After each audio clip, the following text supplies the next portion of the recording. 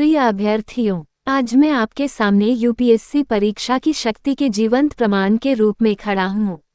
इस परीक्षा को उत्तीर्ण करने की यात्रा लंबी और कठिन है, लेकिन यह मूल्यवान सबक और विकास के अवसरों से भरी है।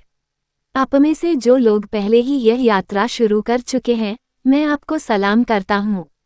आपने अपने सपनों को साकार करने की दिशा में पहला कदम उठाया है, और यह कुछ ऐसा है जो मान्यता के योग्य है। लेकिन मैं स्पष्ट कर दूं, ये यात्रा आसान नहीं होगी। आपको बाधाओं का सामना करना पड़ेगा, आपको संदेह का सामना करना पड़ेगा, और ऐसे क्षण भी आएंगे जब आपको लगेगा कि आप आगे नहीं बढ़ सकते।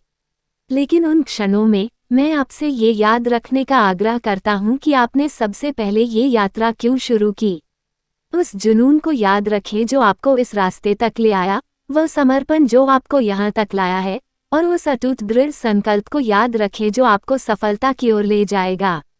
यूपीएससी परीक्षा सिर्फ आपके ज्ञान की परीक्षा नहीं है, यह आपके चरित्र, आपके अनुशासन और आपके लचीलेपन की परीक्षा है।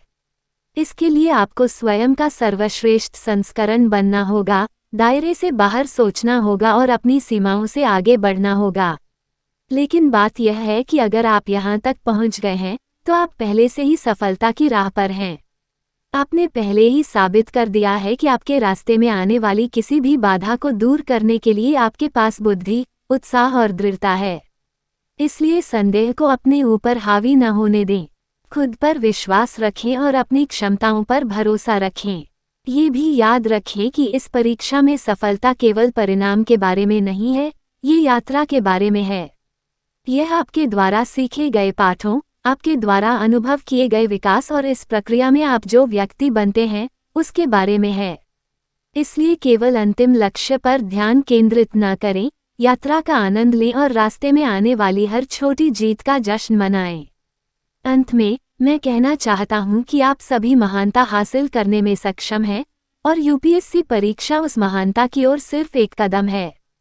प्रयास करते रहें और अपने सपनों को कभी न छोड़ें। याद रखें कि आप जो हासिल कर सकते हैं उसकी एकमात्र सीमा वह सीमा है जो आपने अपने लिए निर्धारित की है। आपको कामयाबी मिले।